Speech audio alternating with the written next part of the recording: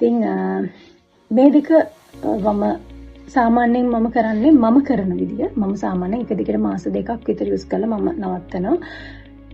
ඔය වයිට්නින් කියන කතන්දරය ගැන ගොඩක් අය ගොඩක් දේවල් කියනවා. හැබැයි ඒ කියන සමහර අයත් මේ දේවල් පාවිච්චි කරනවා. ඉතින් ඒක එක කෙනාට එක අය මත දරන එක සාමාන්‍යයිනේ. නමුත් ඉතින් මගේ අදහස මම කියන්නේ මම දෙයක් ප්‍රොඩක්ට් යූස් කරලා. අනිත් එක තමයි වයිට්නින් කියන නම ගහලා තියෙන සමහර ප්‍රොඩක්ට්ස් වලින් අර ඔයාලා බලාපොරොත්තු වෙනවා නම් අර සෑහෙන චේන්ජ් එකක් නිකන් අසාමාන්‍ය සිදුවීමක් එහෙම දෙයක් මේකෙන් බලාපොරොත්තු වෙන්න එපා ප්ලීස්. මොකද දැන් මේ මම සාමාන්‍ය කැමරාවෙන් මේ මගේ වීඩියෝ එක කරන්නේ මේ එතකොට මම අර මාර සුදු කෙනෙක්වත් එහෙම කෙනෙක් නෙවෙයි.